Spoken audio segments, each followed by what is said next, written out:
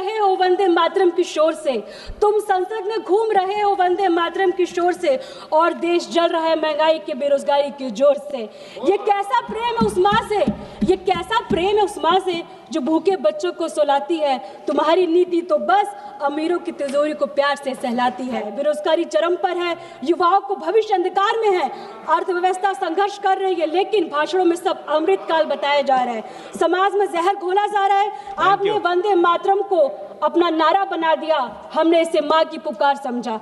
आपने इससे वोट मांगा, हमने इससे आजादी पाई। अध्यक्ष महोदय, आपने इसे बांटने का जरिया बनाया, हमने इसे जोड़ने की कसम खाई। आपने इसे मंच पर गाया, अध्यक्ष महोदय, आपने इसे मंच पर गाया, हमने इसे खेत खलियान और जेल और शहादत में जिया। अध्यक्ष महोदय, जब आप बहस करते हैं वंदे मातरम पे, तो मैं दिल से बात कहती हूँ, आप नहीं समझे थे ना आप समझेंगे। वंदे मातरम, जय हिंद, जय भारत, जय समाजवाद। वंदे मातरम ये दो शब्द मात्र नहीं, एक मंत्र है। जब बंकिम चंद्र चटर्जी ने इसे 1870 में रचा और जब 1896 में गुरुदेव रविन्द्रनाथ टैगोर ने इसे मंच से पहली बार गाया, तब ये कोई सरकारी आदेश नहीं था, ये उस समय के दबे हुए भारतीय आम जनता की पुकार थी। अध्यक्ष महोदय, वंदे मातरम एक ऐसा राष्ट्रगीत जिसने जाति, धर्म, भाषा की दीवारों को तोड़ दिया। अंग्रेजी हुकूमत ने डिवाइड एंड रूल की नीति से हमें बांटने की कोशिश की थी। ऐसी स्थिति में एक हुंकार, एक मंत्र की जरूरत थी जो पूरे देश को जोड़ दे। वंदे मातरम वही मंत्र बना। इस गीत ने अनगिनत स्वतंत्र सेनानियों को प्रेरणा दी और भारत की राष्ट्रीय पहचान तथा एकता के प्रतीक को बनाया।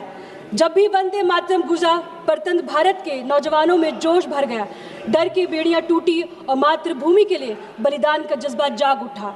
यह कोई साधारण गीत नहीं है अध्यक्ष महोदय, देशभक्ति की चिंगारी थी जिसने विदेशी साम्राज्य की नींव को हिला दिया। अध्यक्ष महोदय, इतिहास खुद को दोहराता है, लेकिन इस बार किरदार बदल गए हैं। आज़ादी की लड़ाई में वंदे मातरम का ये नारा ब्रिटिश राज के लिए एक बड़ी चुनौती थी। ब्रिटिश राज इससे डरती थी क्योंकि यह नारा धर्म, प्रांत, जाति और भाषा के भेद को मिटाकर भारत को एकजुट करती थी। ब्रिटिश राज का हथियार था फूट डालो राज करो, मतलब डिवाइड एंड रूल, और आज भी देश में वही होता दिख रहा है अध्यक्ष महोदय। मौजूदा बीजेपी सरकार भी धर्म और जाति के आधार पर देश को बांटकर उसी डिवाइड एंड रूल की राह पर चलती नजर आ रही है अध्यक्ष महोदय। ब्रिटिश राज की तरह अब मौजूदा सरकार भी वंदे मातरम की सच्ची ताकत से शायद डरती है, क्योंकि यह नारा एकता का प्रतीक है। यही वजह है कि इन्होंने एकता को मजबूत करने की बजाय उसी नारों को इस्तेमाल कर देशवासियों को बांटने के लिए कर दिया है। ये देशभक्त का सर्टिफिकेट बांटते हैं कि कौन देश को मानता है और कौन नहीं, लेकिन ये देश की जनता अच्छी तरह समझ चुकी है कि जो लोग देशभक्त को सर्टिफिकेट की कैद करते हैं वो असल में देश की एकता से खौफ खाते हैं। अध्यक्ष महोदय, मैं कहना चाहूंगी, तुम संसद में घूम रहे हो वंदे मातरम की शोर से, तुम संसद में घूम रहे हो वंदे मातरम की शोर से, और देश जल रहा है महंगाई के बेरोजगारी के जोर से। ये कैसा प्रेम है उस माँ से, ये कैसा प्रेम है उस माँ से जो भूखे बच्चों को सुलाती है। तुम्हारी नीति तो बस अमीरों की तिजोरी को प्यार से सहलाती है। अध्यक्ष महोदय, मैं आपको ध्यान वाली बात कहती हूँ, संविधान निर्माताओं ने राष्ट्रगान और राष्ट्रगीत को जनता पर थोप जाने लायक नहीं समझा।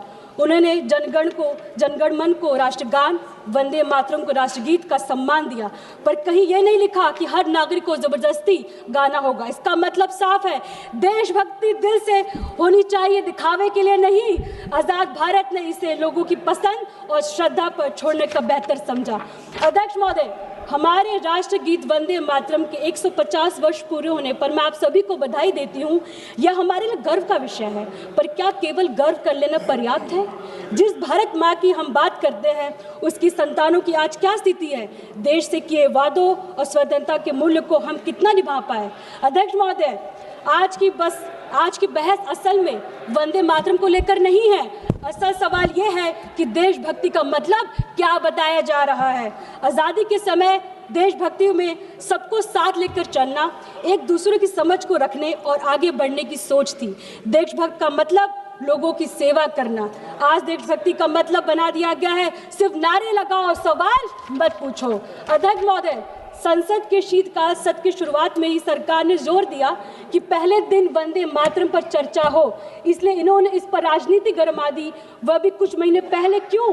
ताकि खुद को देशभक्ति का एकमात्र ठेकेदार साबित कर सके, जबकि विपक्ष चुनावी सुधार जैसे गंभीर मुद्दों पर चर्चा करना चाहती थी, यानी महंगाई, बेरोजगारी, प्रदूषण, चुनावी सुधार बाद में, पहले वंदे मातरम पर सियासत होना जरूर है इनके मुकाबले। ये स्पष्ट है कि मौजूद हंगामा सिर्फ ध्यान भटकाने और भावनाओं को भड़काने का साधन है। अध्यक्ष, मुझे 2 मिनट बोलने दीजिए। अब जरा हकीकत पर नजर डालिए अध्यक्ष महोदय, जो नेता दिन रात वंदे मातरम और भारत माता की जय नारा लगवाते हैं, उनकी नीति ने देश के लिए क्या किया है? बेरोजगारी चरम पर है, युवाओं को भविष्य अंधकार में है, अर्थव्यवस्था संघर्ष कर रही है, लेकिन भाषणों में सब अमृतकाल बताया जा रहा है, समाज में जहर घोला जा रहा है, भाईचारा को जगह नफरत पर जोर राष्ट्रभक्ति है। आज इस सदन के माध्यम से मैं सरकार से कहना चाहती हूँ, देशभक्ति को बांटिए मत, इसे जीना शुरू कीजिए।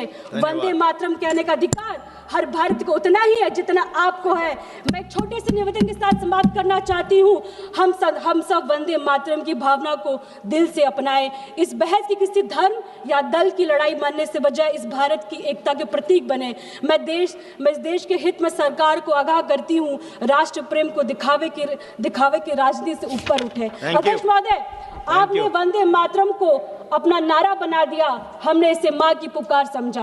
आपने इससे वोट मांगा, हमने इससे आजादी पाई। अध्यक्ष महोदय, आपने इसे बांटने का जरिया बनाया, हमने इसे जोड़ने की कसम खाई। आपने इसे मंच पर गाया अध्यक्ष महोदय, आपने इसे मंच पर गाया, हमने इसे खेत खलियान और जेल और शहादत में जिया। अध्यक्ष महोदय, जब आप बहस करते हैं वंदे मातरम पे, तो मैं दिल से बात कहती हूँ, आप नहीं समझे थे ना आप समझेंगे।